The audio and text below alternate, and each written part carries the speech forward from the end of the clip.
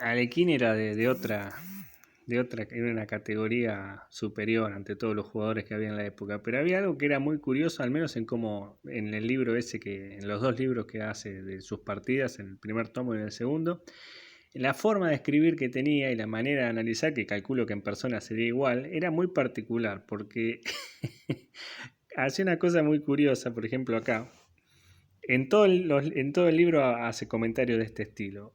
En la apertura, en las primeras jugadas, manda este tipo de comentarios. Dice, ya en la quinta jugada, las negras cometen el error posicional decisivo. Decisivo en la jugada 5.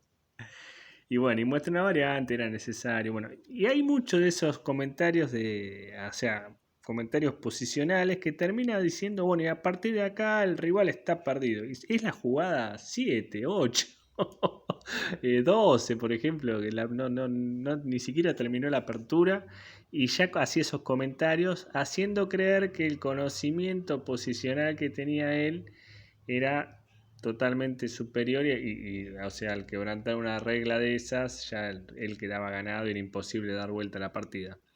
Pero sin embargo, yo creo que es al revés. En realidad, el gran fuerte que tenía Alekhine, o sea, la gran fuerza que tenía es que él tácticamente era brutal, o sea, tenía o sea, la capacidad táctica que tenía él no la tenía ninguno de los rivales. Y creo que él hacía, si bien tenía un conocimiento posicional y estratégico fantástico, o sea, la gran fuerza y el gran motor que tenía era táctico. O sea, lo que veía él no lo veía ninguno de los otros.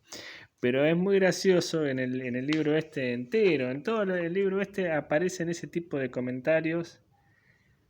Eh, del estilo de que ya en las primeras jugadas es un error decisivo o las negras cometen, no entienden la posición y a partir de acá ya están perdidas y hoy en día esa posición uno lo analiza con la máquina y o sea, hay mil formas de dar vuelta a eso, por más que parezca que quedó inferior, eh, había maneras de darlo vuelta o de mantenerse o hacerlo mucho más complicado.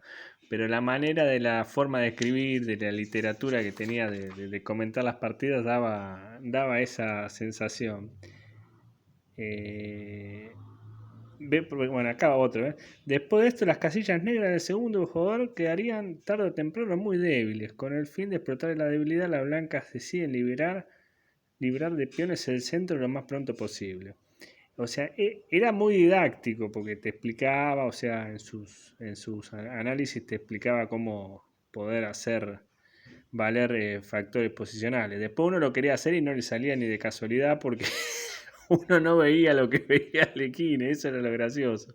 Yo me acuerdo que me pasaba muchísimo que veía las partidas estas y después quería hacerlo yo y obviamente que no me salía, pero ¿por qué? Porque la gran fuerza que tenía este maestro era la parte táctica, o sea, veía, era una bestialidad. Bueno, yo creo que gracias a eso también le pudo ganar a Capablanca, en gran parte por eso. Capablanca era diferente, ese sí tenía un concepto estratégico puro y es más, mientras menos calculara mejor. Uno ve las partidas de Capalán que parecen todas partidas muy sencillas, todas movimientos de piezas tranquilos, muchos cambios de piezas, pocas piezas en el tablero, te ganaba un final, así que parecía que uno dice, ¿dónde cometí el error? ¿Dónde estuvo el error en en mi juego? Y bueno, él te lo hacía demostrar.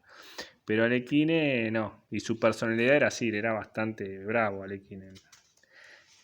Uno lo empieza a conocer también de la manera que comentaba.